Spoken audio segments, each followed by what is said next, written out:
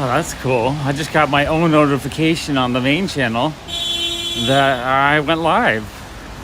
Okay, this is neat. Hey, Tina! You jumped in. You beat Jason. Awesome. I was kind of like so exhausted from yesterday. Hey, Ralph. Hey, Charlie Black. Hey, Jason. I know. I was so exhausted from yesterday because I streamed twice, and like my voice feels a little bit hoarse. So I wasn't quite sure if I still want to get my walk done because I want to get my walk. I just wasn't sure if I was going to stream, but I thought, once I get out and you guys all pop in and start chatting with me and hanging out, it actually motivates me and gets me excited. So yeah, I was going to live stream a little comic haul too, because honestly, I love doing the comic haul live streams. It's so much more fun for me to do hey Serge, it's so much more fun to do the live streams for the comics than the pre-recorded ones. Just because the interaction when you guys ask questions and tell me information I don't know, or share your knowledge while I'm sharing my knowledge. Like, it's a more interactive event, and I enjoy that way more. Yeah, you're better than Red Bull. I do kind of need a Red Bull, I think, for my lungs, because it helps me when I'm having a little bit of asthma. And I don't really like using the asthma medicine. It makes me feel like crap. So I usually just use like these Chinese herbal pills that help a lot. And then I use a Red Bull if there's ever like worse asthma. I'm pretty okay though, I think. All right, who came in here? Hey, Joey. So let's see. I guess I start out each walk with some stats. Oh, cool. Very cool. What I really like is you guys have been watching the replays and actually enjoying that too, which I'm always afraid that the lives won't be that great as a replay, but if they're like, I actually watched a couple of my replays today. I was like, you know what? It's kind of fun actually still. And the replays, what's great about them is they cut out the parts where I lag and I disappear. It just cuts it out of the video. So you don't have to sit around in the replay watching for like 10 minutes. All right. Yeah, just having the pre-recorded videos, it's kind of not as fun as the lives. Okay, disconnected there too. It might still be the weather tonight. Hopefully it doesn't cut out too much, because I don't like when it cuts out, especially if we get a lot of people in here. But yeah, the live comic, so I think I'm just going to do live comic. I have one more pre-recorded one I have to edit, and I also just got a promotional box from Xenoscope, so I actually have to edit or record a Xenoscope video. And then I might just try to stick to lives. Oops. This street is giving me really bad connections. Hey, Nicholas. I don't know how much it's breaking out. It might just be going in and out a little bit, but not completely just dying. But yeah, I think I'm going to go to the point where I just do all my comic stuff as a live a couple times a week, because it's way more fun to me. And it's a lot easier, because once I'm done filming for an hour and a half live, I'm just done. I don't have to worry about editing it and all that. Whereas the other videos, I do 2 or 3 videos, then I get burnt out, then I don't do a video for a week. All right, this is not stabilized. Okay, let's get back to the stable. There we go. We got the Brooklyn motorcycles. So what do you guys think? How often should I do the comic book live streams? Because my desire is to do 5 a day, 24 hours a day. My ability is to do maybe 1 a day, but that's kind of exhausting. But I feel like if I do it too much, it just wears you guys out and then they don't get watched. And what I want to grow the audience. So what do you guys think would be the good amount of comic book haul live streams? Because I figure even if I don't do live streams, I can grab collection. We could just go through a collection box every once in a while too. Because I mean, I have 100,000 comic books. It's not like I lack comics. I mean, even if it just Jason says, go through all your first comics, and that's all we do, I'll do that. Sean showed me today a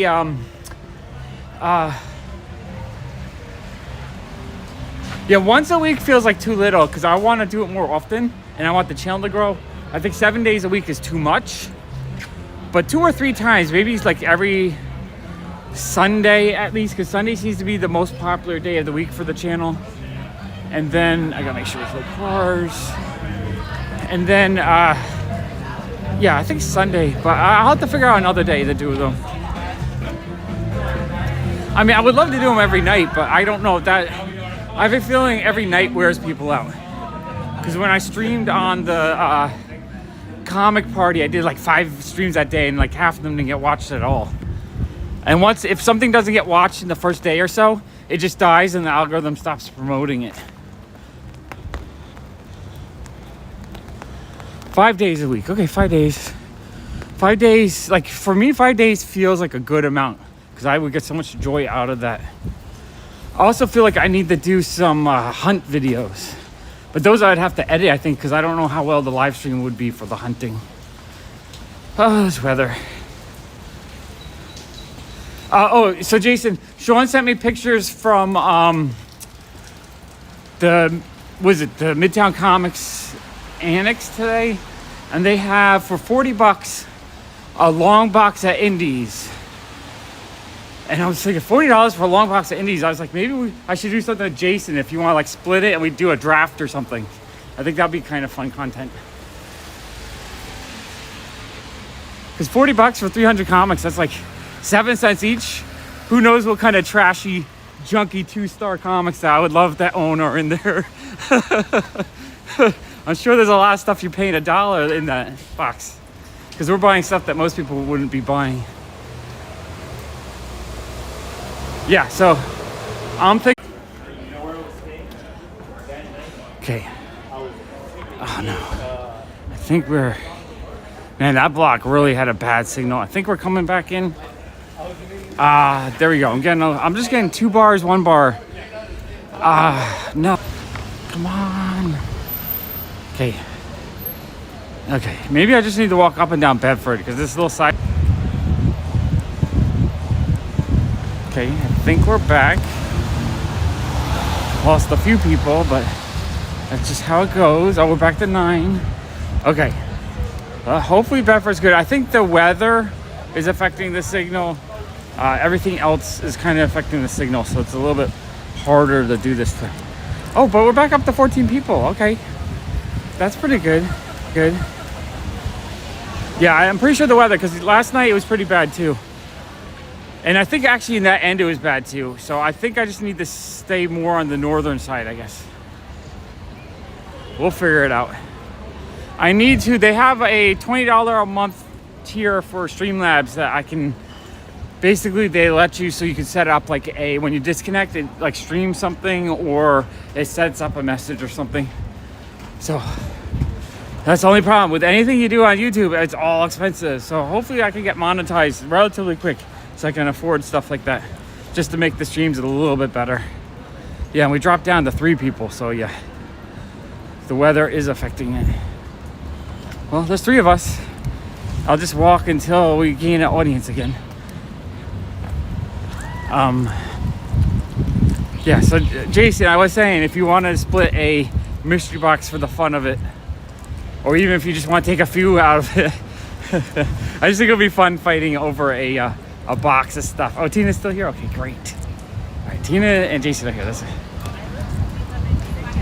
This channel, we're 230 something, I think. I'm not sure. I gained 7 yesterday, 10 the day before. So I'm gaining probably between 5 and 10 a day right now.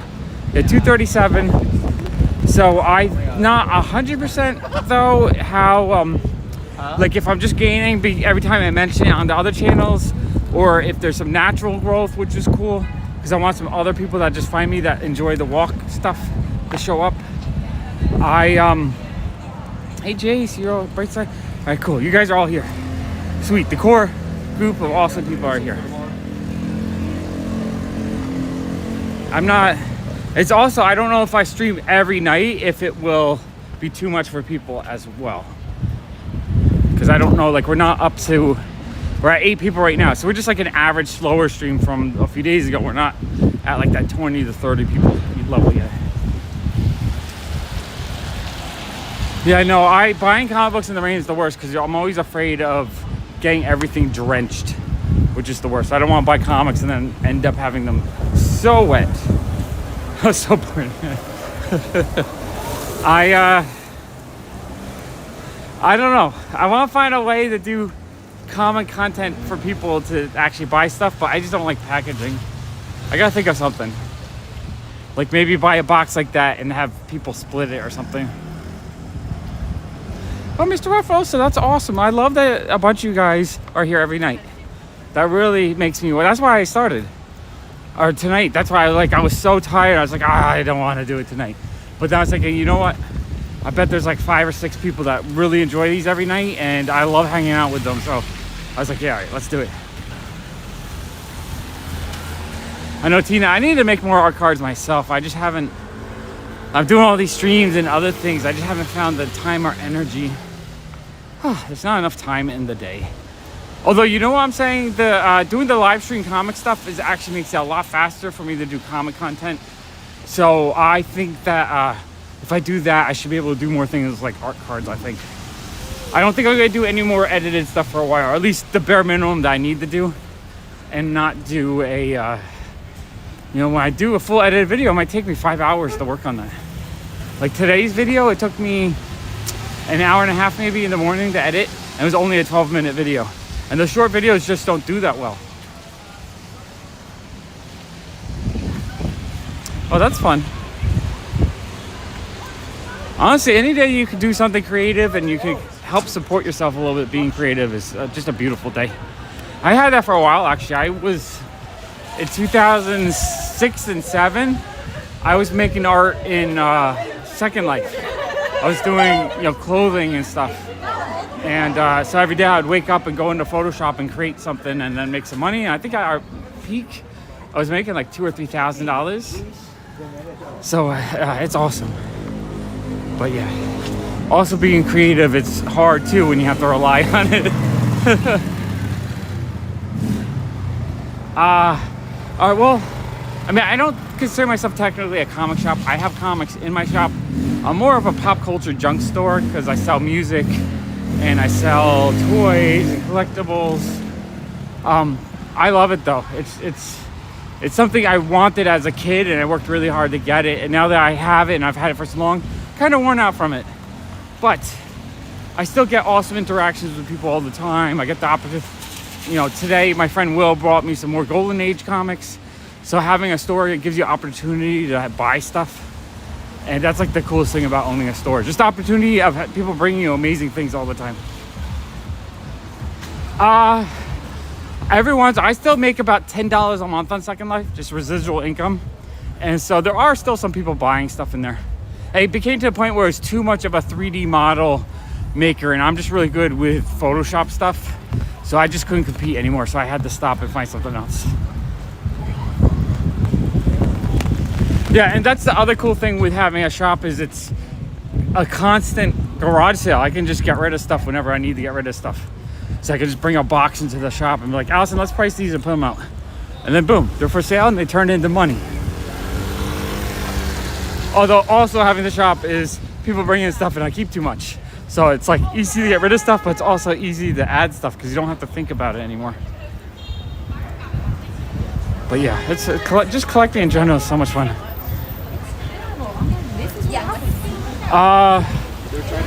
Let's see. Well, I was telling my story last night. I will probably continue it in a couple days when there's a bigger audience because it's a fun story. I want to tell it to like 50 people. But yeah, it's all Blender and 3D stuff, 3D scanning and stuff. But when I moved to Brooklyn with my wife in 1998, I was like an hour and a half away from my mom and my siblings who were, let's see, my little sister was probably about 3 at the time, and my brother was 6 or 7 at the time. It's like I missed them. So we decided to open up a little antique mall shop right by where I used to live. So it was like an hour commute each weekend, but we got to spend the weekends with my mom and family, and I love that. That was really awesome. We were only able to do that for probably about 9 months, so it was just the commute was too much.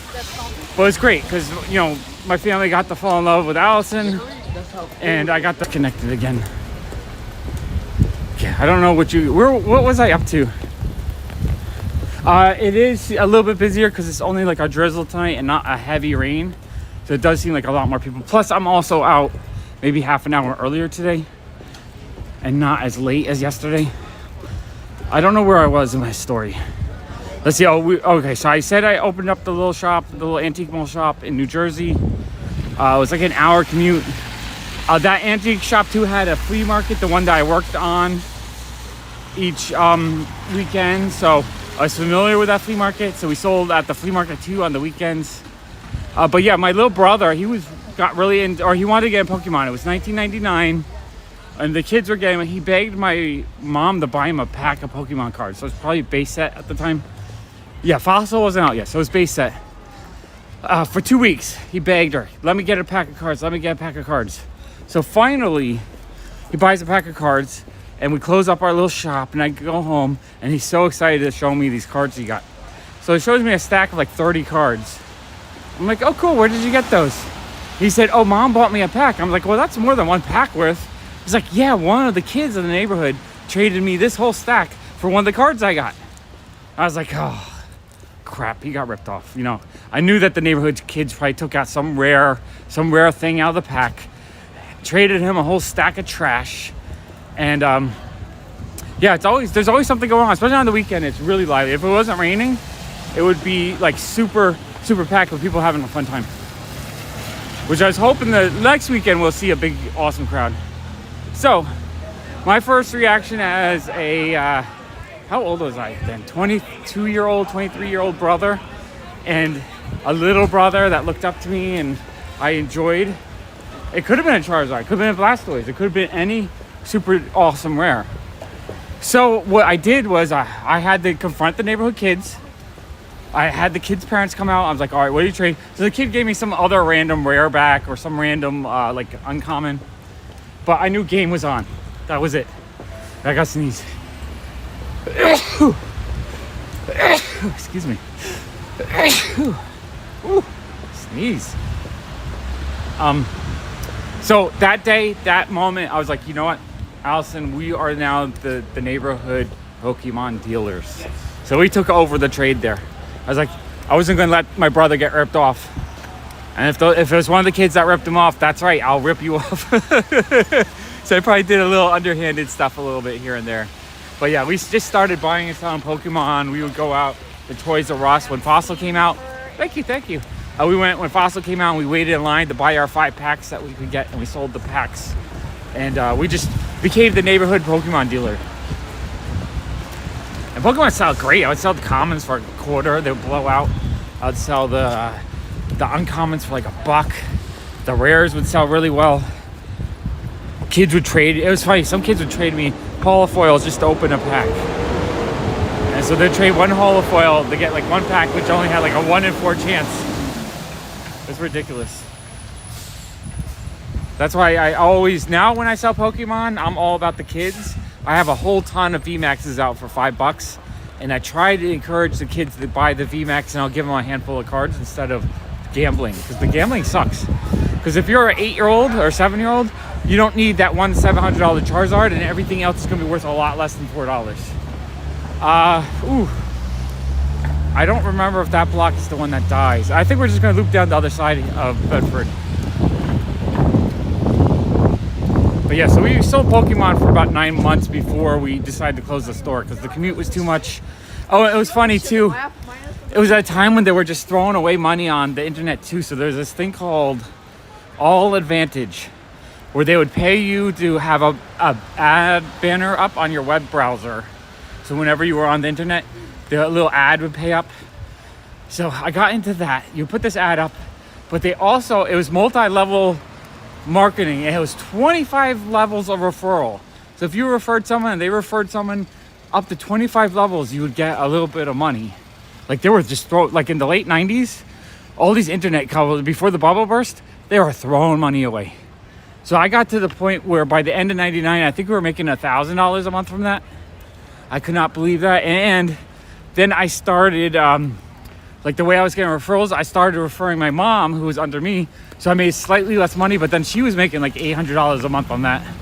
And that went, so I was like, all right, let's close the shop and figure something else what to do. And then But that only lasted a few months.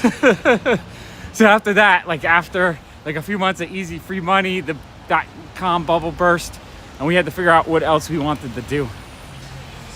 Here I'm telling you my business story and not so much the comic story. I guess I'll continue it though. So let me try and think, guys. 1999. Thank you. Let's see, 1999. So we closed the store right before 2000. Allison was terrified of the Y2K bug. So we spent a month being paranoid about that. Like the world's gonna end, everything's gonna crash. Nothing happened, so that was good. But just funny how nervous and anxious people were at that time. I think my lens is slightly wet. It's cool to have you here. So we're at 14. Oh, I didn't give you the stats. Okay, so yesterday's video, it did sustain 17 people on average, which was 2 more above the one before. I think we had 51 watch hours, so it was a little bit less than the day before. I think the day before had more because there's residual rewatches from the UFO one. I think the algorithm is promoting that. So at 51 hours, I still need about 80 days of videos without growth to hit the goal. The first goal, at least. Oh, my nose being runny is it's making it hard to breathe a little bit. And then, let's see. I don't know. I think we should just keep going every night and just see where it takes us. I want to see how well the channel can grow because I like seeing growth and I like seeing more and more people watching it. I need to try some earlier walking streams just to see if earlier in the day works. I'm just going to experiment. I need to find something because I do really enjoy making the content and the main channel just does not work right now. Anytime I post something, it makes less views than this channel. It's kind of crazy. I literally have a few live streams and whatnot on the main channel that have less view than the walking channel. That is so bizarre to me. It makes no sense. It's like the algorithm is I don't know, oh, let's not promote this because a few people didn't want to watch a few live streams a month ago. It's so weird to me. But it is what it is. Yeah, I definitely, once I kind of loop, my sleep schedule is now, I just woke up at 5-ish. So I'm looping through. So I have probably another week before I kind of go back to a normal schedule. And once I'm at a normal schedule, I can do some daytime, other neighborhood walks. Yeah, and I do like seeing growth. So hopefully it keeps growing. Oh, we're up to 18 people. This is cool. I like seeing growth. I like seeing more and more people come in and hang out with me. And I just appreciate it. I come on and you guys, Jason and Tina and a bunch of the other guys, you just pop right on. You're like, let's hang out with Sean all night. That's amazing to me. How often do you have 10 or 15 friends that want to just hang out with you every night while you're taking your walk? That's beautiful to me. You guys are beautiful. All right, let's do something fun. Oh no, I was gonna say, let's walk down into the subway and then back up. I'll probably lose signal. I can't do that. I need to figure a way to stream in weird places, I guess.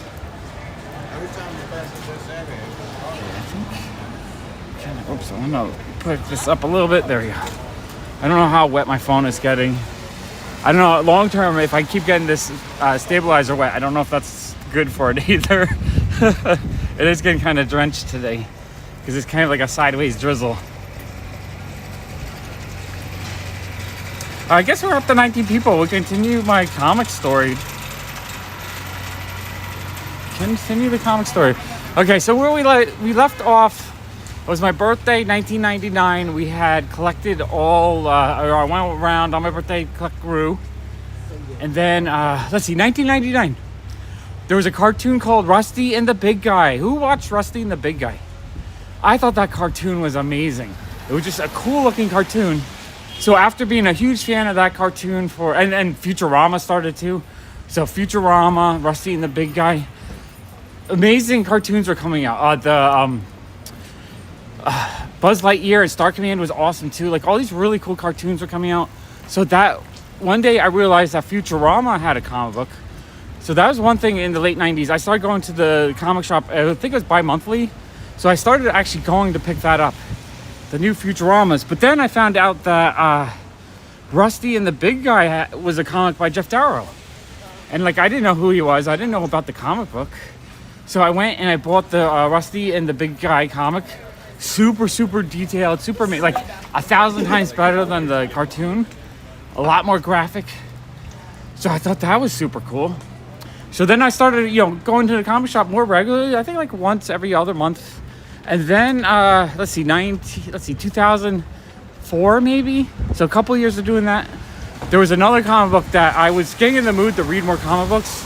Oh, also at the time we started selling on the sidewalk just to see if we could sell in the neighborhood.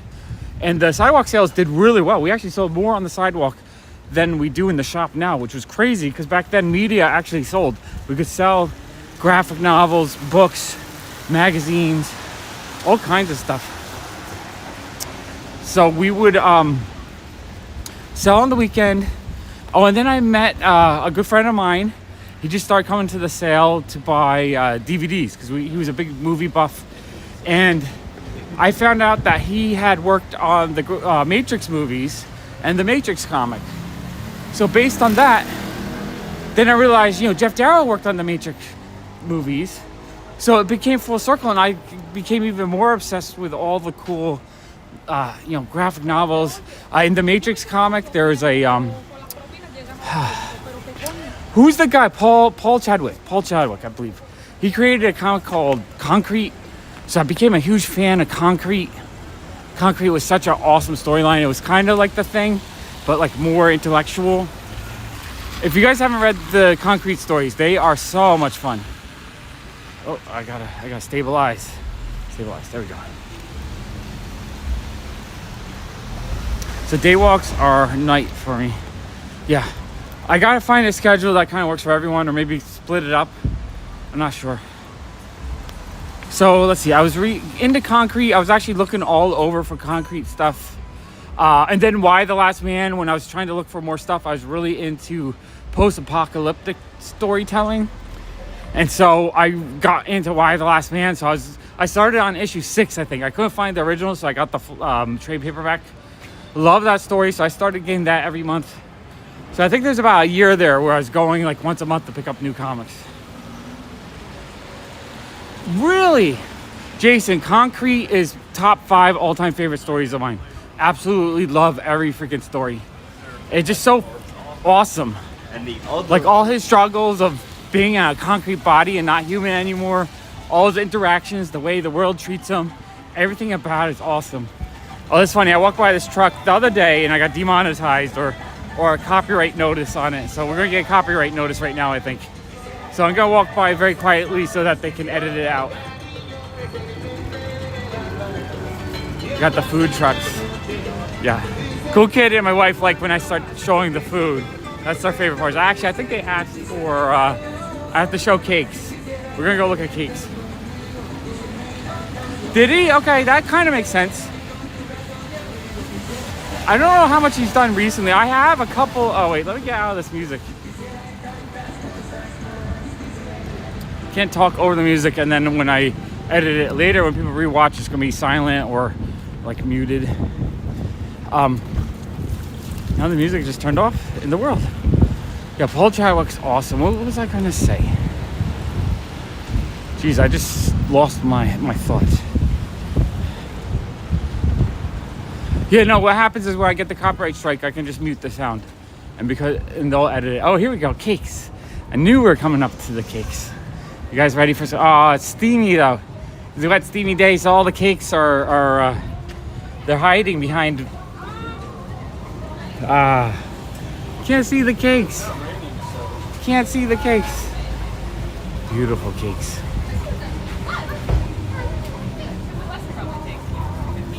I live close, very, very close to my shop. Very short commute. That's one amazing thing. When you can own a shop and live near it, it makes life a lot easier. All right, cakes were a foggy mess. Foggy mess. Foggy mess. All right. My lungs are definitely a little bit off today. I can feel it.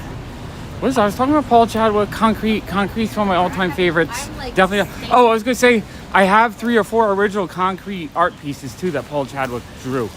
Absolutely. Like around that time, I was obsessed with stuff like Paul Chadwick. I bought 3 or 4 original Grew artwork. I bought some Ashley Wood artwork. I actually have a nice little collection of probably about 20 or 30 original pieces that I bought at that time. Just amazing, wonderful stuff. Let's see, we're on Grand. Okay, I'm gonna loop this way. Hopefully it doesn't cut out over here.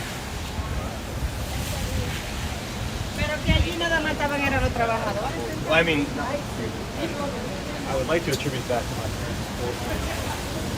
my You should definitely start with, I forget what the first story like, but you need the origin story. So you should try to read it in order if you can, because it's not episodic. They all connect with each other, and the things he does is because of things that happened before. So you have to try to find the correct reading order of all of them, including the mini stories and all that. Yeah, that's why if you start with you need to start with the origin story when he first becomes Concrete, and then you start like understanding his motivations and what affects the way he treats the world and how he collects art and all that kind of stuff.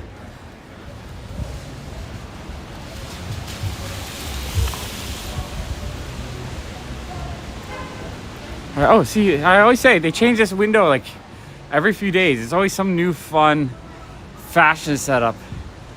I like that. It makes it interesting. Oh, I'm hungry. Allison is making some chicken thighs right now. She said it's going to take half an hour. So I told her I'm going to walk my hour and a half, and then I'm just going to heat it up when I get back. So Concrete 1... Yeah, Concrete 1 actually might be the origin. I'm not sure if there's a little bit of a storyline before that. So you actually might be okay with starting with just number 1. There's also multiple number 1s. What's over here? Let's see. Oh yeah, Guardians of the Galaxy is a must-watch for me. We haven't seen a movie in a while though, and the cool kid really wants to see Mario. So I feel like we have to go see it while it's still in the theater. We got Mario, Sisu. I'm not sure if that's going to be good or not. Movie theater. Really in the mood to go see a movie though. I'll have to figure out how to do an early day walk so that I can watch a movie at night. I need an hour and 40. The only problem with walking every day is I need an hour and 45-minute window to get my walk in to get enough steps. If I don't do that, I don't get my steps in, and then I feel a little disappointed. Let's see what's over here. Oh, we have the Little Mermaid, Into the Spider-Verse. I'm really looking forward to that. And About My Father. I wonder if that's going to be interesting or not. Very interesting. All right, let's go down this way. Tonight, I'm just trying to walk without... Sweet. It's going to be good. I don't know when I'm going to buy my tickets. I kind of wait till I know exactly when I'll be able to function. Like, because I have such a weird sleeping schedule, I never know when I actually will have just like a normal sleeping pattern that I can just go to movies. So it's always kind of a little awkward until I actually figure it out. So 2004. Oh, 2004. Also, there was a junk store that opened up in the neighborhood. They still have a location, the Mother Junk, worst store ever. The lady there is absolutely horrible to everyone. I don't know how she stays in business because she just makes me hate life when I go in there, and like so I can't go into that junk store in the neighborhood. But their second location they had was downstairs, and that location her son run, and her son was really nice. No, I don't have trouble sleeping. I just can't sleep on a normal 24-hour-a-day schedule. I get my good 8 or 9 hours in a day, but it might be every 25 hours. So it slowly cycles through. Because what happens is if I try to go to sleep when I'm supposed to go to sleep, I toss and turn, and then the next day I'm miserable and I get absolutely nothing done. Whereas if I stay up a little bit longer and just do something to relax, play a video game or something, then I can go to sleep and I sleep perfectly fine, but it might be an hour later each day. So that just works for me, because without doing that, I just become a blob of ineffectivity. I just don't get anything done, and I hate not getting things done because there's a million things I want to get done every day. I want to build my YouTube channels. I want to work on the shop. I want to sort my comic books. I want to buy comic books. The music's going to cut it out. So I sleep with the way I sleep, and it works really well for me. It is sort of hard because some family members don't really understand it, so they get mad at me if I can't plan stuff 6 months in advance. Yeah, no, I'd probably sleep 4 hours a night, or if I was forced to sleep, at times people want me to sleep, so I'm up in the morning. But if I did that, I would just be ineffective and just be like a zombie all day and just hate life. So I'd rather sleep more when I'm ready to sleep. Just get my 8 to 9 hours, and then I'm effective. I can do a lot more doing that than if I do 5 or 6 hours tossing and turning and like sleeping when I'm supposed to sleep. And then I'm just too exhausted, I get nothing done. I'm just not a fan of not doing stuff. Well, right now, I play Fortnite. I love Fortnite. My family loves Fortnite, so we all play Fortnite, including Save the World if I just want some role-playing action. In fact, the cool kid it's been 6 years, he wants to finish his level, so he needs me to help him beat a couple of bases. And then, let's see, I played a little bit of Rocket League with the cool kid the last few days. He's getting into that. He loves Fall Guys. I never really got into Fall Guys. I play Entropia Universe pretty often. I've been playing Entropia since 2008, I think. I probably had a few $1,000s spent on that game at one point, but then I kind of rage quit. But then I pulled out probably $5,000 more than I paid, which is pretty cool. But there's a few things I wasn't able to sell, so I just still continued to play a little bit. Now, I've probably spent maybe $1,000 total on it over the last 5 years. Like just a little bit, $50 here or there, not a ton. And my character's probably worth about $15,000. So I do like playing that game because I feel like, even though it's a grindy game, I feel like I'm gaining value. Yeah, Brooklyn is beautiful. I love Brooklyn. I want to show more of it. I need to, when I get back to a day schedule, I want to explore the neighborhoods a bit more. But in the rain, it is beautiful. I did last New York Comic Con too. The cool kid and I bought one of those little RetroPie computer systems for $400 that has like 1 billion games on it. I won't play that more, but I don't play that too often. Just honestly, when I try to play retro games, which I grew up with and absolutely love, they also feel kind of antiquated.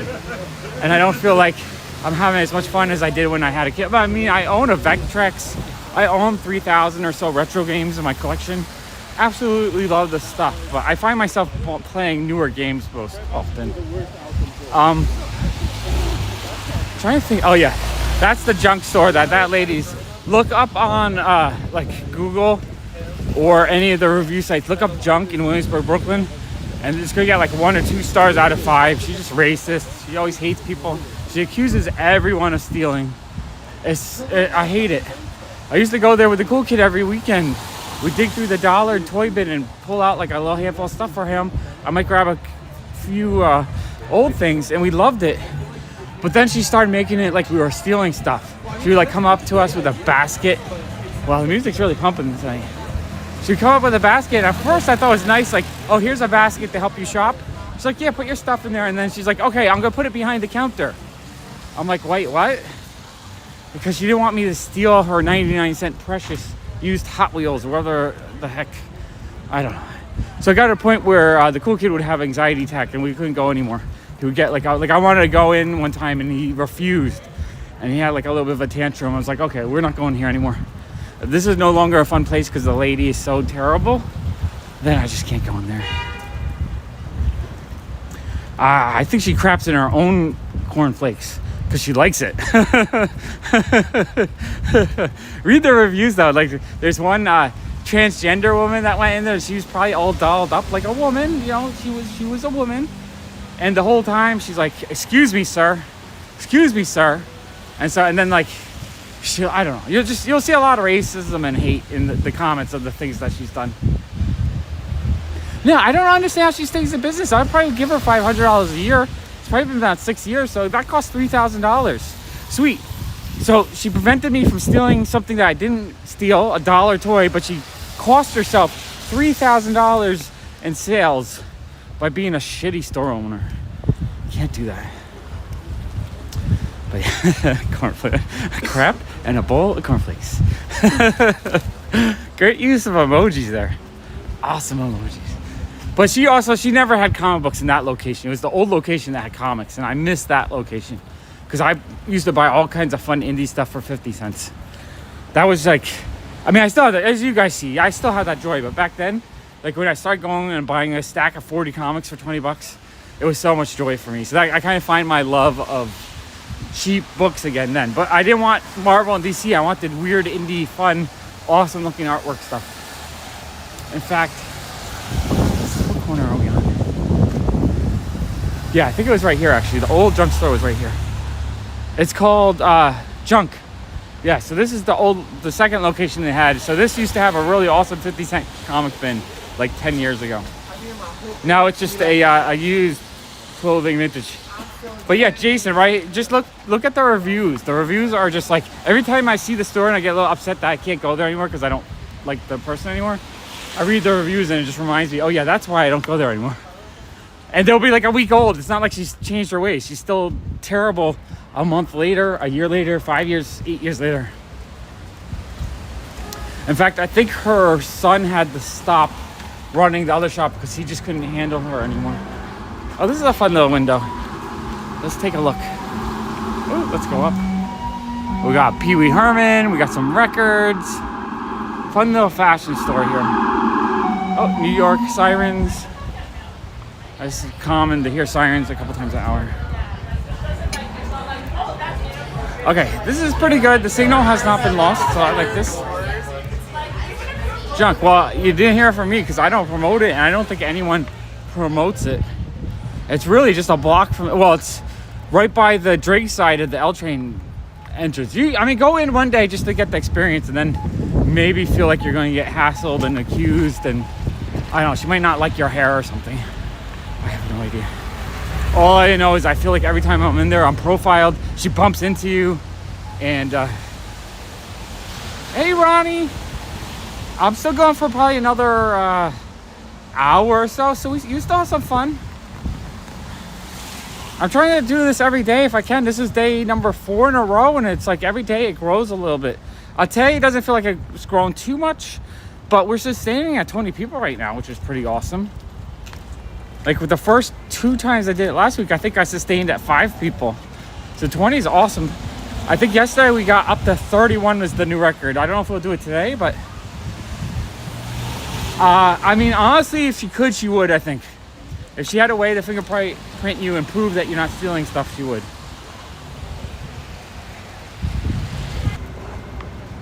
All right, we're back. We lost signal on that corner. Trying to avoid the places I know lose the signal. I don't want to lose it. Because I want to, as we were down to 18, it would be cool if we broke the record again today. 31 people at once is the record. But yeah, I hate stores that make you feel like you're a criminal every time you walk into it. That happens with St. Mark's Comics too. I always feel like that guy's making you feel like a criminal, so I don't really go there either. I like going to places that make you feel good. Like in my shop, I'm sure occasionally stuff gets stolen, but I feel like if I treated everyone like a criminal, I would lose a lot more than the occasional person who walks out with like a DVD or something.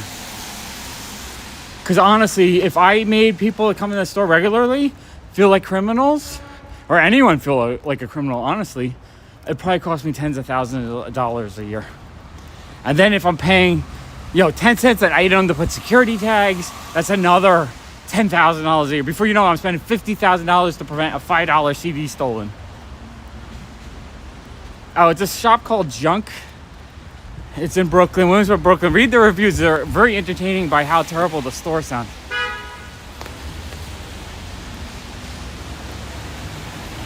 Yeah, no, she is so unpleasant. She'll walk into you while you're trying to shop. Would not say like, excuse me or anything. She'll just bash into you like you're a problem being in her way. It's so obnoxious. And then, like, sometimes you won't have change. Like I read one review where someone was waiting for a $10 exchange of change. She didn't have it, so she walked off like she was going, and she just disappeared for like an hour. Like, what the fuck is that? Like, I got to the point where I was trying to make sure I had exact change every time I went in because it was like a big deal every time I walked in. Oh, man. So that was 2000. We got up to 2004 because the original junk store that her Sunran had amazing 50-cent books. I bought a lot of Mobius books back then. I bought Hard Boiled. I bought a bunch of Jeff Darrow's stuff. I bought so many cool things at that store. I kind of missed it when that store closed down. So I'm trying to think. So 2004, 2005, 2006 is, so our business started going, like for 3 or 4 years, no, 5 years, I don't know. I think 1999, 2000. So at the end of 2000, I think we started selling on, oh yeah, Reed, you earned it. Yeah, I made you a mod. All you guys that come in here all the time, I'll make a mods. So that way, if the channel does grow, and there's like thousands of people, the people that were here at the beginning know.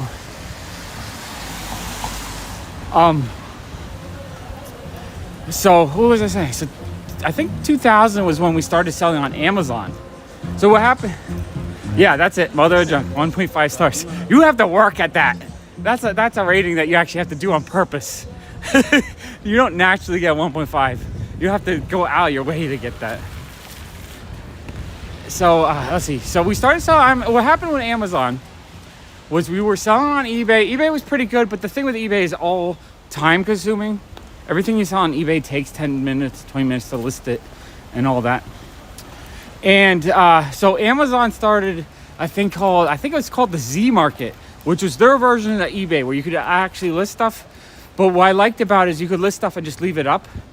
Whereas on on eBay, you would sell stuff for a week, and then if the auction didn't go, you had to relist it and pay another 30 cents every time you listed something, or a quarter, or whatever it was. So I got to the point where I was sick of paying all those relist fees and just listing in general. So Amazon's like, yeah, Z Market, you list what you want, and you just put it up. So we started listing magazines on there, and the magazines did pretty good. I think we were selling maybe like $1,000 worth a month on Amazon at the time. So this would be like early 2000s. So this is after we closed the little shop. We decided, and eBay too. I think we might have been suspended on eBay for selling a promotional Brandy CD. So we needed to find other. That's the thing. Throughout my career, I've been banned and kicked off of things so many times for whatever rules. So I never put my eggs in one basket anymore. I try to break it up. Because you never know when a corporation is going to decide that you're not good. Oh, here we go. Little cake break. Cake break. I don't know if PopFuzz plays here, but cake break. Oh, man. These cheesecakes look amazing. I think there's actually stuff here I can eat. I think they make some rice pudding that's really delicious. Oh, man. These look so good. Oh, look at this. This blue cake. I wonder what flavor that is. Some kind of grape or something. And that looks like a chocolate banana or raspberry banana or something. I'm not sure. And then there's some kind of cream chocolate. That looks like a cobbler of some sort. Pecan pie. Oh man, these look so good. I'm starting to get a little bit hungry, so maybe we'll amp up the food. I think it's starting to get the food time. Did any of you guys... Yeah, I know, I'm getting hungry and I have food that's probably ready at home. Alright, I gotta readjust this. I know. I had one little blind spot up here in my eye, so I feel like I might be having some pre-diabetes stuff. So I'm actually been cutting back on my sugar a lot. Trying to get out. That's why I started walking too. Just trying to be healthier in general. Otherwise, I'd be jumping into those cakes and eating them 5 at a time. Oh, sweets. Such a sucker. We got the hot dog truck. Time to get a hot dog. Or it's like a halal hot dog truck. Oh, there's a puddle here. Okay, no puddles for me. Whew, okay. Oh, something smells good. Oh, wow, this smells really good. I know sugar is in everything. I even you'll get like a beer and there's sugar in it. Those are you'll get like some healthy thing and it's just full of so much sugar. It really is just overdosed in everything.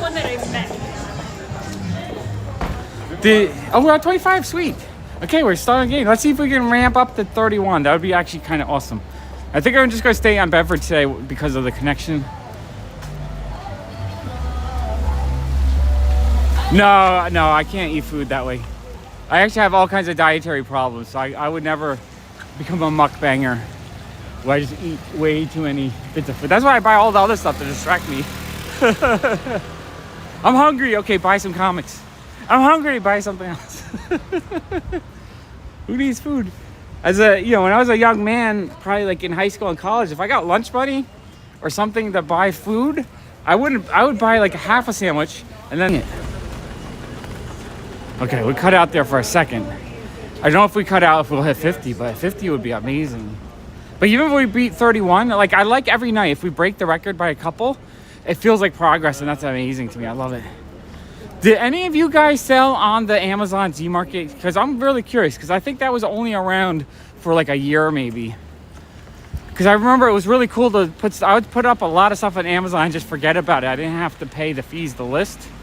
But the fees were a little bit higher when it sold, but I was okay with that because it was more like, let me just list 100 things and then forget about them, kind of. Never sold anything. I mean, it is work to sell stuff. It's not easy. It's not as easy as some people think. So what I'm trying to think. Okay, so with Amazon, after like a year, what Amazon did was they started adding a third place marketplace right on their own merchandise, right? Before that, Amazon had their own books, but they had the Z Market. But then eventually they're like, you know what? If you want to list a book with their stuff, you can list books. If you want to list a DVD, if you want to list a CD, you can list that. So we started doing that, and that was phenomenal. Oh, wow, we're at 31. Wow. You guys rock. Woohoo! I need to...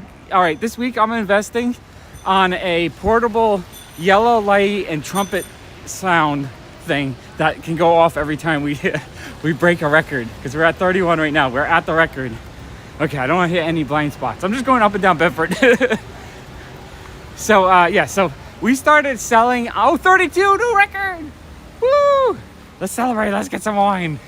Let's celebrate. Man, this is awesome. This is so awesome. Yeah, 2012 is so many years later. I'm talking about like the year 2000 when Amazon first started letting you sell. We were going really hardcore. We got to the point where we were spending like $5,000 a month, selling maybe 10, 15 grand at first. Then 9/11 happened. 9/11 just zapped 33. 9/11 zapped our soul because we were just innocent young people. Then 9/11 happened, and like, oh, we're back at the food trucks here. I'm gonna loop 33. What fun to play here. All right, I'm gonna cross over this way so I don't go past the food trucks again. We'll try to find a new street. Although that street didn't do so well. All right, let's loop around and let's go towards Greenpoint, I think. You want me to go inside a bodega? All right, let's go inside a bodega. What do you want to see in the bodega? I would love to go into a bodega. Oh, we're back down to 30. Okay, I think we peaked. So 2011 hit, and it hit us so hard. So it was probably about 6 months where we really slowed down and just like it was too depressing. And I think the .com bubble bust. So it was really depressing. And then I think the Yankees won that year. And that was amazing. That kind of picked up the city again. It was like so amazing after being so sad about the city because it really is shut down. You couldn't go into the city below 14th Street. So the whole Manhattan was closed down. So you couldn't really go into the city very well. Everyone was just kind of moping around and like super mega sad. And then, but by the end of that year, the Yankees won. So that was super exciting. I remember how excited everyone was when they won. People were hooting and hollering in the street. And then, wow, we're back down to 23. It's so weird how we ramp up like that and then it goes back down again. Maybe I'm talking about sad things. So let's get back to happy things. Then, I think by 2002, we just ramped it up. We went crazy. We were listing. I created through a website, I was able to hire someone in India, I believe. And I created a website that offered prices on stuff for people based on, yeah, but that's probably it. Not Yankee fans, we're pissed off. But yeah, I made a website that would price out offers based on the rank and how low the lowest price was on Amazon for stuff. So people could enter in a barcode and be like, I'll give you $1 for that, $2 for that. It's a lot of people, but this is a rainy night. If this was a normal night, it would be 10 times more people. It would be like Times Square over here, because this is where all the clubs and the fun stuff in the city is. What was I saying? Okay, so I made that website. I was spending $3,000 a month on advertising, and I was getting people shipping stuff left and right. Occasionally, I'll get someone ship in a 20-pound, 20-volume encyclopedia that my website offered 10 cents, and they would spend $40 to ship that to me. I was like, why are you doing that? I offered 10% on top of the offer price for shipping. So it was like 10 cents offer, I'd give you a penny for shipping. That way I was hoping people wouldn't send me junk. I know. Joe's is pretty good. That's famous Joe's. Peter Parker worked for one of Joe's locations in the second movie. So we set up that way. So by 2003, we literally had people shipping in up to like $2,000 shipments, and we were buying $10,000 to $20,000 worth of stuff a month. And we were selling, I think our best month, we hit 60,000 in sales on Amazon. Amazon was easy money mode. It was so easy. We were going crazy. We were selling like books left and right. It was like the post office hated us. They were like, Allison would come home crying half the time because they were so mean to her. And I'm just thinking in my mind, what business that, like, the more business you do with them, the shittier. Like, if someone came into my shop and started spending $5,000 a week, I'm like, yeah, come in, wine and dine. Yeah, I'll hire someone just to be an expert to help you. It's like, it was ridiculous. I know of two Joes. There's one in by Bleecker Street in the Village. There's this location. I'm sure there's more than that though. But yeah, it was really difficult to sell that much because back then you didn't have online postage. So she would bring it in, and then finally we paid $1,000 for a postage meter, and that was like $200 a month in rent or something. It was expensive. It was super expensive. Oops, disconnected. No, don't disconnect. Okay, I know I'm getting a little bit of signal, so it's probably choppy right now. Choppy. Choppy. Choppy. Choppy,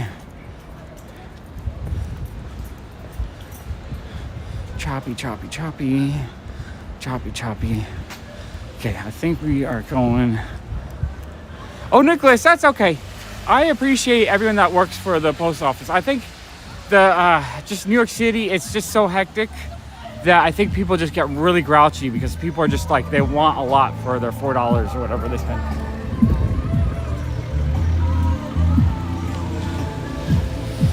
Yeah, Ray's Famous Pizzas everywhere. Joe's, I don't know if there's as many. Oh, we're back up to 28. That's awesome. But honestly, Allison became post office hardened. Like, she's a super trooper, experienced shipper now, just from all the battles she had over the years. Now she's just like, fuck you. We're shipping. Like, I don't like. She every once in a while have a little like a panic attack or like a little bit of a flashback if there's something goes wrong. But for the most part, she's a trooper. Wow, we're back to 30. Well, we're sustaining at 30. This is actually pretty awesome. I'm just trying to not to go anywhere, even though I feel like I'm repeating a little bit. Trying not to go anywhere that disconnects. And I realize we're a little bit crooked. Okay, I think we're okay. Well, I'm running out of breath. It's kind of hard to walk and talk. But I'm having a lot of fun telling my story and just hanging out with you guys. Talking about pizza. Pizza's amazing. Yeah, we just get pickups now. And it's actually working pretty good for the pickup. And also, we just print the postage online now, so we don't have to deal with the post office. She would go literally with like 100 packages, spend 20 minutes on the subway to get to, which she would think would be the one post office that would handle the bigger order. And they're like, oh, sorry, we're only taking 5 packages today. Like, for real? Hire someone. I'm about to ship out, 100 packages at $5 each. It's $500. What business has a $500 customer come in and be like, yeah, not today. We don't want you to do your business. Like, I don't understand that. We came up with some really bad names for a few of the employees so that we could know who was the person that made her cry. And like, it still gives me anxiety. I hate the post office for that. Just for the way like even in the 90s, the postmaster would tell me to use flat rate envelopes because they're sick of my postage and that kind of stuff. I don't know.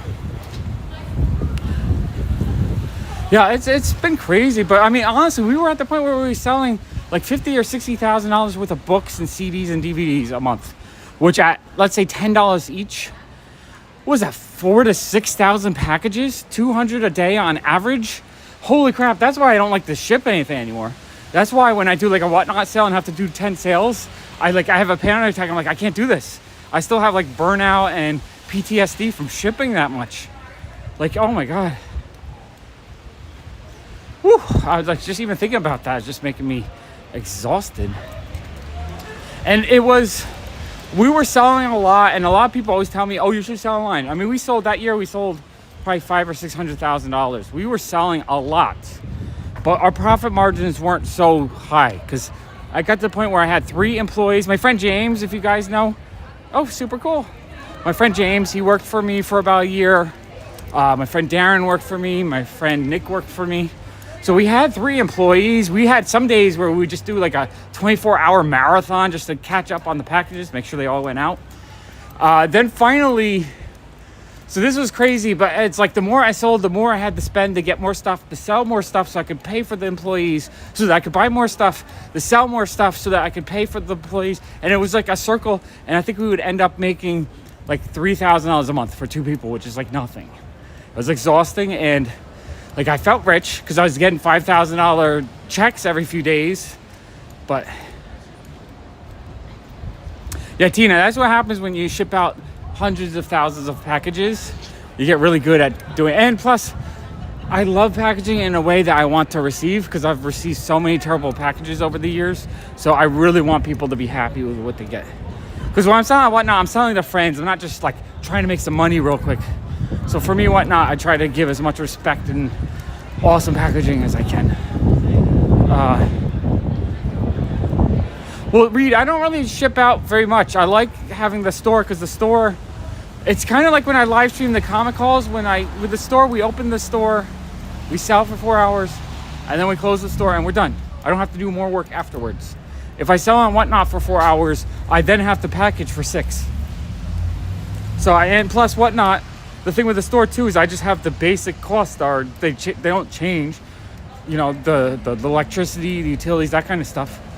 So at the end of the day, if I sell one thing or 1,000 things in the shop, it doesn't get more expensive. Whereas if I sell online, every single thing has fees. So if I sell an item for, like, let's say an item in the store I sell for $10.99, it might be $8 on eBay, but with $5 shipping. So the person pays $13. So they can go to my shop. It costs $2 less for them, but I get $3 more because I'm doing like kind of halfway between full price with shipping and price without shipping. And then, so I make a little bit more in the shop. Then eBay takes a fee on the shipping and the item. So it's another $1 or $2 that you lose. And then you have to pay for the box to ship it and the protectors and everything else. So you end up on like a $10 pop, I might get $10.99 in the shop. But on whatnot, I might get $6 or $5. So it's like if you think of not just the total price, but the profit margin. If I paid, let's say $4 for that item, if I sell in the shop, I make $7, huge profit. I can maybe even knock off $1 and give a person a deal and still make a huge profit. But if I sell online and I get $6 after all the costs and I paid $4, I only make $2. And I actually do a lot more work to make that $2. So that just actual packaging is not something I like to do, and I really don't want to package. If I could just do a lot more YouTube content and that actually made some income, I'd be a lot happier, I think. I just gotta grow these channels. But I do appreciate that you want to volunteer packaging. And I'm happy to teach people different ways to package things, or how I think about packaging. So when the store is slow in the winter and I have to sell online, I'm kind of miserable because I'd rather be doing videos than packaging. But in the spring and summer right now, when sales are picking up, I'm able to do more content. And I really love doing the content, even though the content's not really lucrative. In the overall everything of the universe and how I feel so much more rewarded making like a little live stream like this where I hang out with you guys than if I sell more on eBay and package it up and stuff. Because not everything's about how much. Well, my Pop Walks channel is all about me just sharing my knowledge and hanging out and walking. And so it's for people that want to hear interesting takes, maybe ask me questions, and just hang out. Like, that's why this channel is great for that, honestly. And I watch Rudy from Alpha Investments, and my favorite videos of his is not when he opens up a box of cards or when he does card content. It's when he does business talk. I feel like he teaches you so much knowledge, and it's super cool. It's fun. What was that saying? Catch a fish for a person, they eat for a day. Teach them how to fish, they eat for a lifetime. Something like that. I'm bad at remembering quotes. But it's definitely the way I like teaching stuff to people and making people think in different ways.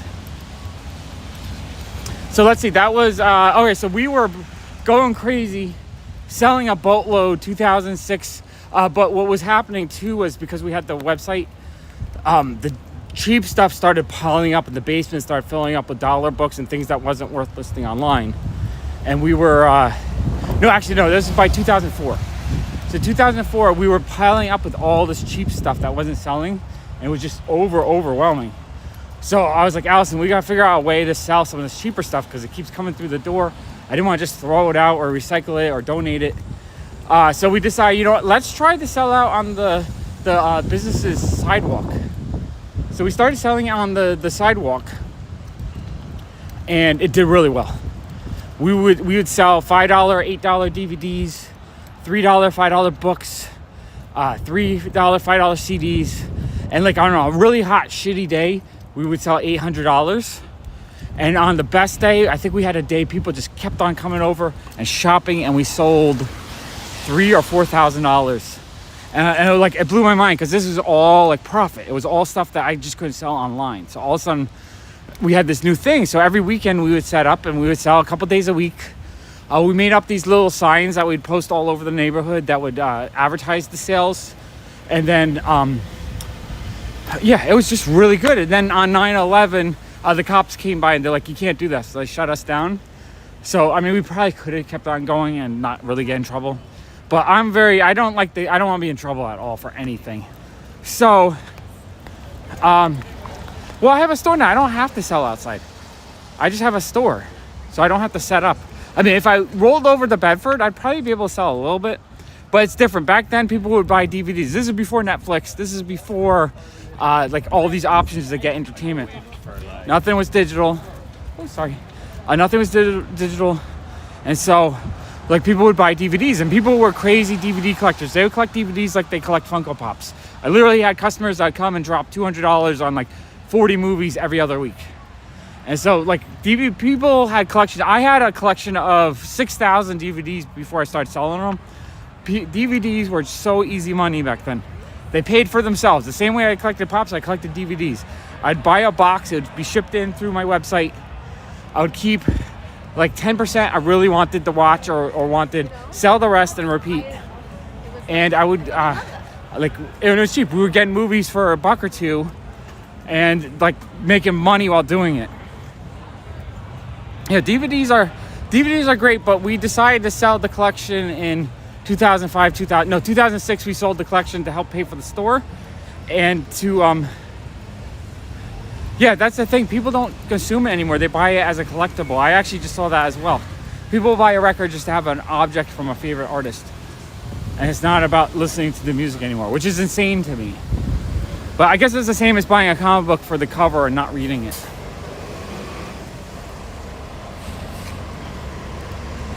But yeah, we sold a lot.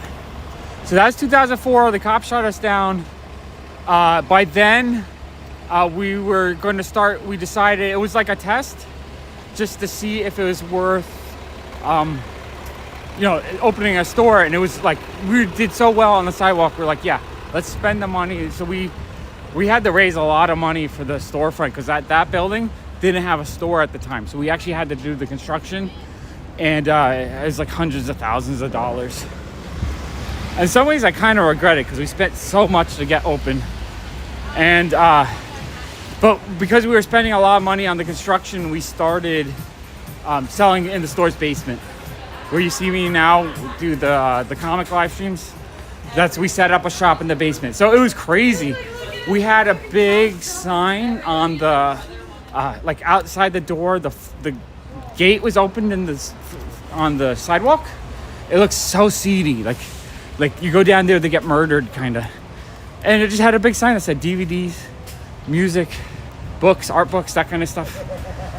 And people would go down. I still can't believe how many people actually would go down those stairs. And they're really sketchy stairs too. I had to put foam up because people kept hitting their head on the doorway. And like, it was kind of like so sketch, super sketch. Like, I can't believe people would actually trust. And that was, we're loud. We're out and having a party. Oh my God, it was so sketchy. But we sold more in the basement than we did on the sidewalk. I think every weekend we'd sell like $3,000 worth of movies and stuff in the basement. We'd post on Craigslist and we would put the ads all over. We had these stickers we'd print up, we would put them out, and they're removable stickers, so we'd remove them at the end of the day. And then towards, I think August or September of that year, my friend Darren, who's working for me at the time, who we were doing all those crazy amount of shipments and stuff, he was putting the stickers up and he got arrested for graffiti. Oh man, and that zapped our advertising a lot. So that actually kind of killed the basement a little bit. Like, it sucks because we were doing stickers that are removable, so we'd take them down at night after we would put them up because I wanted to keep the day. I'm not the kind of person that wants to not make a mess in the neighborhood. They told him if he had just taped them on and didn't use a sticker, he would have been fine. I'm like, are you kidding me? If he had used tape on printouts that were not removable, that made a big mess everywhere, that would have been fine. But because he was using a removable sticker, he got arrested. And I was just like, holy crap. That really pissed me off, kind of. And he didn't get in trouble or anything. He went to court and they just threw the case out because they said it was stupid. Or the judge did. They're like, yeah, people put up garage sales all the time. In fact, I think if you go to PopFuzz.net, I might still have the advertisement up on that website. That's how bad I am for adding things. Well, it's because in the city, a lot of people put stickers up. It's like a form of graffiti, I guess. So they had the anti-graffiti squad out. I don't think you would get in trouble these days. But like here, this pole right here is just covered in stickers. Like thousands of stickers. Stickers. Every single surface in the neighborhood is covered in stickers. So it was a while there they were actually trying to crack down on that, and they would arrest people for putting stickers up. Or like, it's graffiti. Graffiti's everywhere. Stickers and marker and all that stuff. So we did that. So the sales started going down because we weren't advertising it much, because we got a lot of people that would just come to the sale because we put those stickers up, like right by the subway and whatnot. And then we started having kids throw garbage cans down the stairs, and it just felt very unsafe. And I didn't feel like, because I was kind of like a underground basement store, I wasn't an official store, and I don't think we had insurance at the time. It started feeling really sketch. I don't hate the graffiti. I don't want to see too much of it. What really bothers me is when they graffiti up murals. Like if someone does a really awesome work of art and then someone comes and tags it, I hate that. So I'm indifferent. I don't hate graffiti, but I don't want so much of it that just trashes the place. Like, I don't really like this graffiti. All it is tags, so I'm not a big fan of this graffiti. That doesn't add anything to the neighborhood. It doesn't make it look nice. It's not like it's a negative. But if you want a graffiti up, let's say a construction board, something that's gonna be torn down eventually, yeah, have at it. Graffiti the shit out of this. This is a blank construction gate it's not someone's business. It's not someone trying to earn a living. They're just building a hotel or something. So yeah, graffiti that. Just don't graffiti someone's business. But all right, like over here, here's an example. So this building had a really nice mural painting on it. Like, it looks really cool. There's like an astronaut at the end there. Let's see if we can look at the astronaut a little bit. So the mural is actually really cool looking, but it's been heavily tagged on the bottom by graffiti, like people that are just tagging it. The tags are just a sign of defiance, and it's not really art. To me, it's not art. I don't see anything. Like, graffiti can be art, but in this case, I just don't like it. I feel like you're just graffitiing over someone else's work. Like, there's nothing cool about that. I think that's total trash. Total trash. Or graffitiing up someone's business. Total trash. Graffitiing up like a random barrier or something. Yeah, go ahead. Go ahead with that. Like, all right, here's some graffiti, but it's kind of cute. It's 2 smiley faces on the gate. I actually kind of like that graffiti. That graffiti actually looks kind of nice. But then there's just like a scribble. Like how trashy does that look? I don't know. I don't like that graffiti. And this is someone's business. Like it looks like there was art on it. Like right here, if you look, they had painted like a really cool cicada or something. And then there's 2 hands on top. And then the other side, it came down and it went into something else. So there was an actual painted mural on here that someone just decided they didn't like the mural. Let me write my name on their asshole or whatever it says. And they just covered it up. Like right here, it says, like there's a fun like bug or something that's painted there. But on top of it, it says Trice. Okay, fuck, Trice is here. How not interesting is that? Like, I don't care that Trice was here. Like, who wants to see that? Although this is kind of, so this person just tagged with a little stencil. Like, that's interesting. Like, something like that. If you take something that kind of adds to the ambiance, I'm okay with that. Like, I'm not 100%, but if you're just going to write your name Trice over someone else's artwork just to prove that you're here, to be cool, I don't know. I'm not so into that. So I'm going on a graffiti rant. But I'm just saying, like, this building had all these cool murals. There was, like, some birds there. Like this bird looks pretty cool, right? It's like a little stencil bird or something. Stencil bird. And then right on top of it is a cracker or something. I don't know what this says. And like above it looks cool. It's like a gold silhouette with birds and stuff. I don't know. I guess I'm ranting and raving about it. It bothers me a little bit, but a lot of times it's also interesting. Because sometimes just blank walls. Like, this is nice. This is a new mural that hasn't been graffitied yet. So I'm actually kind of happy this one hasn't been. So like something like this, street art that's an actual work of art, that stuff I absolutely love. I think that's awesome. Like, to me, that makes my life nicer just seeing. But then a random tag on the door next to it, yeah, I don't know about that. I think that's shitty. Or this mural, it's fun. It looks like bullet holes in it. Like, this is kind of cool, actually. Or even someone tagged this one, but they put the tag like right here.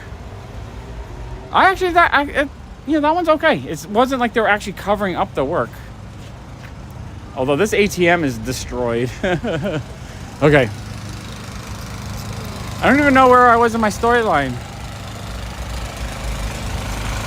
Let's see. Selling in the basement. We're selling a lot. So we were selling like up to $2,000 or $3,000 a weekend on cheaper stuff we couldn't sell online, which was amazing. I was even starting to buy some stuff from distributors just to sell in the basement, like new stuff that I'd pay $8 to sell for like $12. And then we had the online was going crazy, like full on going crazy. And then let's see, 2005 is basement. So end of 2005 we stopped the basement because it was getting a little bit too crazy with people. Oh, look at the cute doggy. There's a cute doggy. Cute little doggy. It's hanging out. Sorry, squirrel. Easily distracted. And so by 2005, end of 2005, we closed down the basement sales because it just felt uncomfortable with the kids throwing the garbage down, the street candy, and I wasn't insured for anything like that, so I didn't want anyone to get hurt. So we decided we just go into full on focus on the construction online and just store stuff up for when we opened up. So we just started stocking up stuff in the basement that we couldn't sell, and it really, honestly, I thought it was going to take us 6 months to open the store. So we started the construction, but we didn't get open until 2010. So it took us 4 years of red tape. New York City construction is the worst. Getting permission for things, getting approved for things, every single step of the way took months, and it was so depressing. Like by the end of 2006, we were going full force, and then Amazon started limiting how much we could sell because they started using the algorithm and whatnot. And then I think it was that winter too. Like I started Second Life. I just started making art in Second Life, so I was distracted from everything else. I didn't want to deal with it anymore. And Second Life was pretty good. I was making some money, but I wasn't getting rich in it. But all the things, and also going into 2007, that's when everything started hitting the fan. That's when the economy just really started tanking. So our online sales on Amazon started really going down. And then it was either the end of 2006 or the end of 2007. We were using this thing called UPS Mail Innovations, where we would drop off, or they would pick up like 500 packages, because we couldn't do the post office anymore. It was just too difficult with the amount of stuff we were selling. So they would pick up the stuff, put the postage on it, deliver it, and it was really good for a couple months. And then around Christmas, they lost 600 packages. Lost, gone. Didn't know where they put them. So 600 packages times whatever that is, $10 each, $6,000 worth of packages. So Amazon banned us. We lost our Amazon account. I probably should have sued them, honestly. And so we couldn't sell on Amazon. And we lost all the money from that stuff we sold. It was really, really depressing. Sometime around that same time, too, we had someone steal, like we sent a check for some stuff we bought through the website.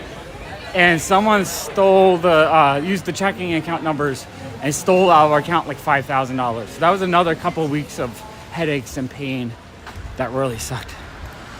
So 2006 was a super crazy amount of stuff sold year, but ended up just being kind of like depressing by the end of the year. Everything fell apart. I think also that year, one of Allison's high school friends lost his sister to cancer. So it was just a really bad year. And then, let's see, 2007, I was doing Second Life. Allison convinced me I had to stop buying Ziggy stuff because we just had no money coming in and our debts were piling up. We were trying to do the construction, red tape. So I actually had to stop selling Ziggy. I think that's one of the most depressing things that happened to me for a while. Yeah, that's right about the graffiti. So 2007, so I had to quit Ziggy, although Allison did make a promise I was able to get each newspaper each day so that I could get the daily Ziggy comic strip, and I just started collecting those. So it was a little bit of Ziggy I could have, but I had to really cut back. So from 2007 to 2010, I stopped collecting. I didn't buy anything for my collection. Zero. Nothing. And I was on antidepressants, and I was just a ball of sadness, and I wasn't a functional person. Like, I didn't function. If I couldn't collect and I didn't have the passion and excitement to do things, all I did was I sat at home and I played video games and I did nothing for we worked on the store. The store's floor I installed. We did a lot of construction work, but I got really out of shape. My health went downhill, and it was really sad, actually.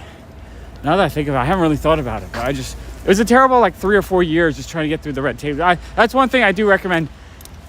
New York construction sucks. Avoid it if you can. Red tape is so hell. I hate it. Anything you want to do in the city is going to take you years, not months. So let's see what happened. So 3 or 4 years, I actually stopped collecting. I don't think I bought any comics. I didn't buy any Ziggy stuff. Nothing. Wow, that's 4 years, just an empty hole in my my world of collecting. Wow, maybe I should just end it there. I think tomorrow night I'll continue the story of when the store opened up.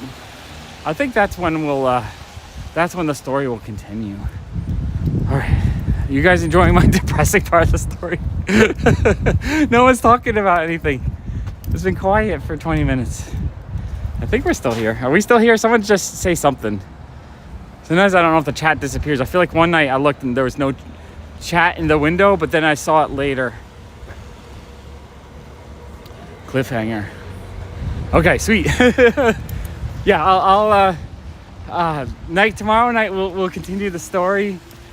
When story leads into one of the saddest moments of my life, but also one of the greatest moments of my life, and it will get really fun, because we're gonna lead into my son being born. Wow, one of the most beautiful things.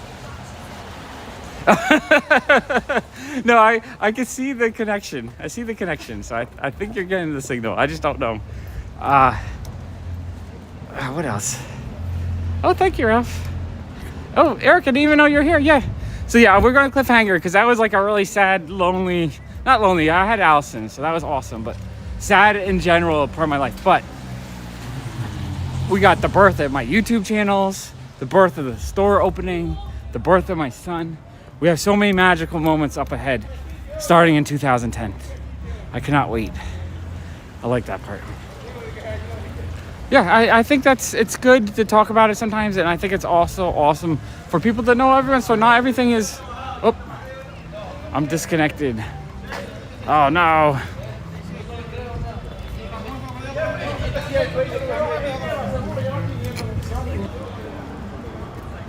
Okay, I think we are, okay. I hate when it disconnects. That's the worst. So yeah, part 3 will be tomorrow night. Tomorrow night will be the fun decade. Fun 13 years. Well, fun, some not fun. But I think there's a good fun story coming up for the next time. The thing is, it's good to share your story. I think it's good to know the ups and the downs, because that's what life is. It's not just happy apples, and it's not just sad moments. It's a whole mix of them, and it's how you move through those times that really create your character and who you are in life. This is cool. You guys don't have any questions or want me to talk about anything fun? The end of the video, I got, let's see what we have. 10 more minutes. 10 more minutes, and then I'll hit my my goal, I think. Did we hit 29? It's just telling me 24 right now. It might not update it yet. I'm not sure.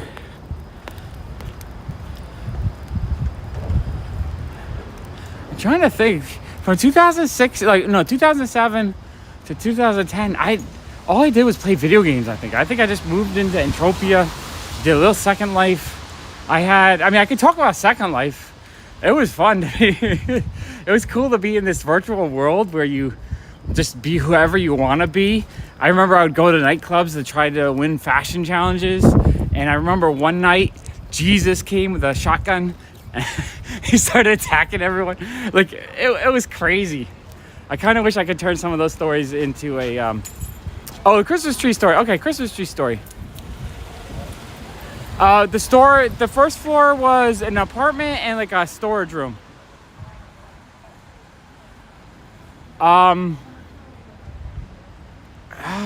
Everything. YouTube, collecting, video games. I do a little bit of it every day. So far today, I played Magic the Gathering online for about 20 minutes. I think I logged into Entropia just to sell some stuff. And did I play any? No, I think I just played those 2 games. Last night after I did the walk and talk, the cool kid wanted to play Rocket League, so we played some Rocket League together.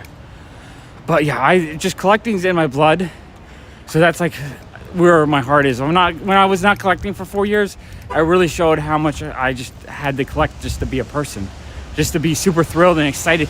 I'd rather be broke collecting with a thrill for life and excitement than to save every cent I can and be broke anyway because I'm not making any money because I have no thrill and passion to do anything.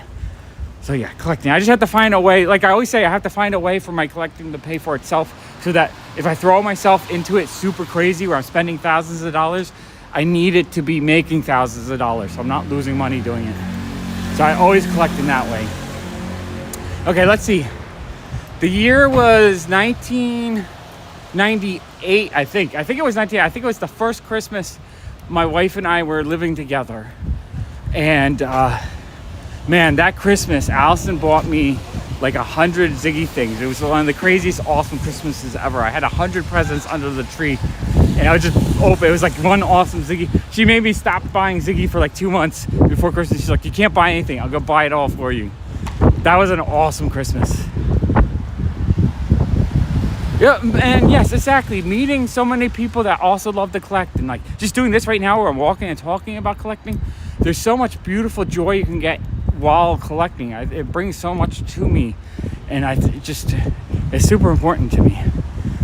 But yeah, that Christmas was such an awesome Christmas. So we had a party. We were going to get a Christmas tree. Alice and I bought the biggest Christmas tree we could find. This thing was massive. Like I didn't know how we were going to trim it. Oh, yeah, it was such a great Xmas. because this is our first Xmas together. So we were just like super thrilled and excited with each other, and it was awesome. So we were having this party. I think we invited about 8 people over. I'm gonna say, I think Matt was there. I think Steve was there. I think Christine was there. Christine's friend, I forget her name, she was there. My friend Darren was there. Also, was anyone else there? I forget who else was at the party. But I was drinking. I was drinking way too much. I got so drunk. I was like super crazy drunk. And so we got this giant Christmas tree, and like, okay, we have to. I wanted to cut the bottom of the tree so that the tree would, get water and be healthy and all that. So I was trying to figure out how I was going to do that. And I didn't have a hacksaw. So I thought, I'm just going to take the drop. So here I am, super drunk, and I'm getting power tools. I'm getting a freaking drop saw. And I know it's your Christine's friend whose father was on the fire force. I forget her name. I know she was there, but I don't remember if anyone else was there.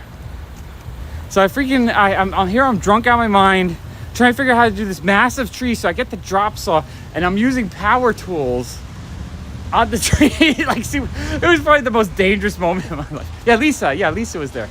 Yeah. I don't want to say our last name. Keep privacy. But yeah, that's my Christmas tree story. It's funny, but I guess it's not that interesting. Power tools, but I remember trying to concentrate really hard because I didn't want to hurt myself. That was all funny. But because in our apartment we were working on it, so I had power tools there. I don't know. I just in my mind I was like, oh, there's a saw right there. Let's use that saw. That's crazy. Crazy times. Trying to think. As a kid, I'm trying to think of some of my best collecting moments. I know, wow, it's noisy on the street. When I went to Cape Cod every summer, one of the years they had 89, I think 89 or 90, they had all the UNESCO Ziggy Halloween overstock. And that stuff was amazing because it was Ziggy in witches outfits, Ziggy as the devil, Ziggy with pumpkins, Ziggy in all kinds of Halloween themes, which I love Halloween theme stuff. And I think it's telling me my battery life now. That's good.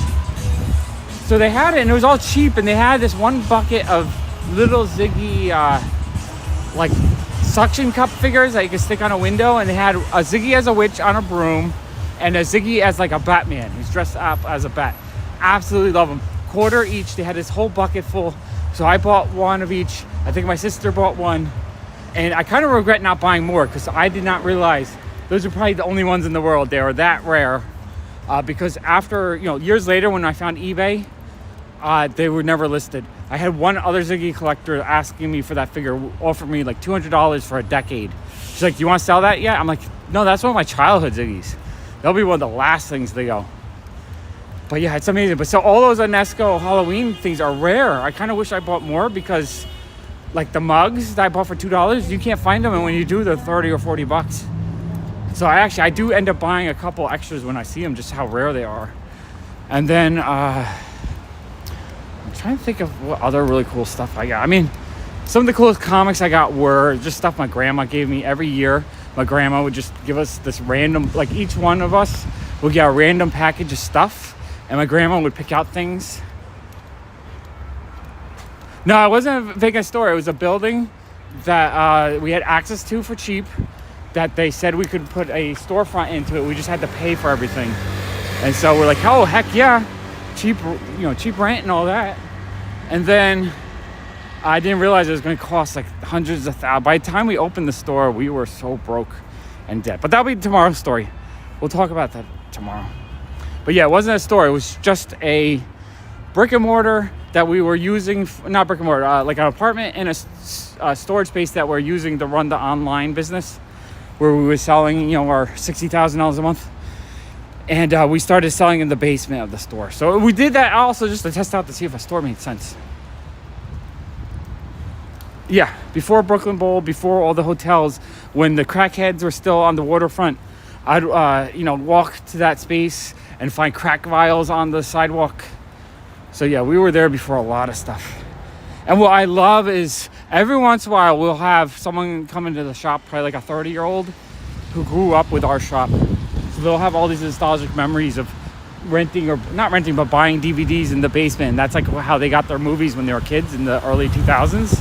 And like, to me, that's awesome. I remember when we first opened up, this one guy, Robert, he had to buy a PopFuzz pin because our little shop that we had in the basement was so nostalgic and important to him. Way before the ferry, I think. Way before a lot of things. We've seen the neighborhood, just everything change. There's so many more buildings, construction. So many things have changed in the neighborhood. It's amazing.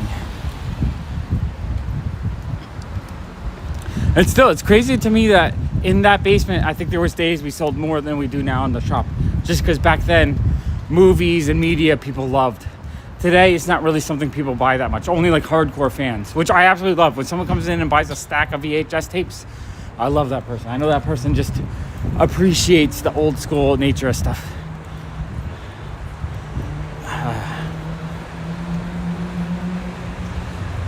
Yeah, no, that whole waterfront, Jason, was all abandoned lots. There was no buildings.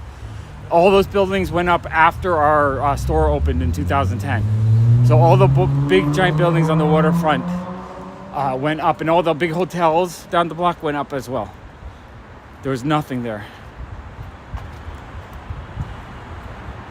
Yeah, I mean, there's no need to have a CD. I mean, I don't even listen to albums anymore. I just put it on YouTube and play like an album or just a random selection of music. Or I put Spotify on.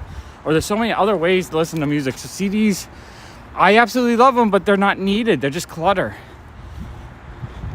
Every once in a while, I want one. Allison has her collection of Taylor Swift CDs, though. She absolutely loves those. I don't know if I'm about to hit a dead spot or not. I think I'm just going to cross the street and go the other direction. Trying to avoid the dead spots today. I think, do we get up to 32? We broke the record today, right? That was pretty sweet. I wonder what happened in that. I'm going to watch it back. I'm going to try to see what happened in that, like, 5 minutes. What story I was telling so I can repeat it. That's cool. So Jason, you came to the shop buying CDs like 10 years ago or something like that? A long time ago. Ancient times. 33. All right, 33 is the new record. I think we've sustained higher, too. We're probably averaging close to 20 the whole show. We didn't lose too many in the few cutouts. Awesome show tonight. I really want to get monetized, though, because I want to pay the $20 a month to upgrade the Steam Labs so that I can do the thing where if it cuts out, it shows like a screen or something. Yeah, I'm sure it was a while ago. We've been open 13 years now. That's crazy to me, like how long we've been open. Like I don't even, it's hard to comprehend 13 years. It seems like such a long time. You know, when you're younger, 13 years is like your whole freaking life.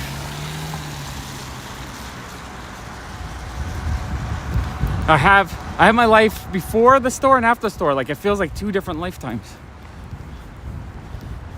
And then the cool kid, he was born like a year after the store. So life really changed. Really changed. All right. I think we got 3 more minutes. Any questions before yeah, it goes by, especially when you're enjoying life. Like 2006 and 2010, when I wasn't collecting and depressed, those are very long years, although I have very few memories in them because it wasn't an important time to me. Whereas even like the last 10 years, I have so many memories and so many wonderful moments. Just having my son around has been one of the greatest things to ever happen, or the greatest thing. I think meeting Allison is close second. But those 2 moments are probably the 2 greatest moments of my life.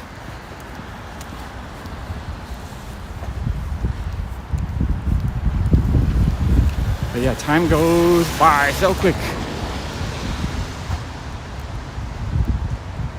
Whew, it's been a long walk today in the rain. I think my phone is drenched. My brain is tired. I'm running out of thought. Give me a 2-minute subject. Or I'll find something randomly to talk about. Let's see, what do we got? We got some flowers.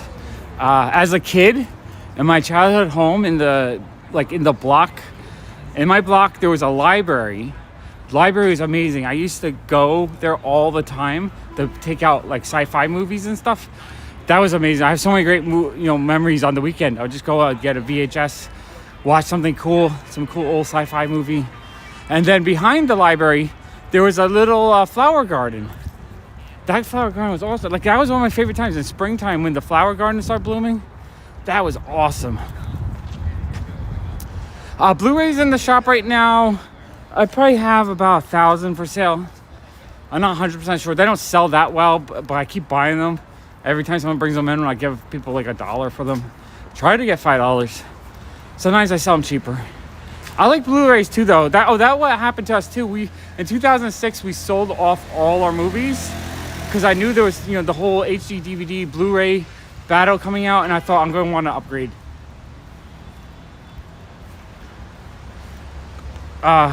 Sure, Reed, if you want to buy some Blu-rays from me, we can go through one of the stacks one day, and I'll give them to you for like maybe $4 each, or if you want like 10 for $35 or something like that, I'll give you a good deal on them.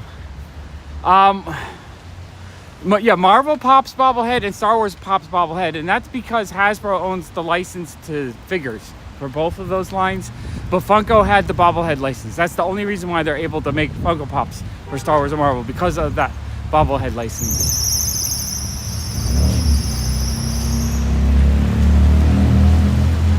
Yeah, Marvel and Star Wars. There's a small handful of DC ones that bobble that were like a mistake, and those are really valuable. 5 favorite artists. That's a good one, Tina. Okay. All right, let's go comic artists, because it might be different than actual artists. Oops. Jeff Darrow. Love Jeff Darrow. Jeff Darrow is an awesome artist. Beautiful, beautiful, really high detailed. Sergio Aragonés, of course. You guys know I love Sergio. Just one of the greatest like comedic artists of all time. Love his line work and how fast he draws and how beautiful it is.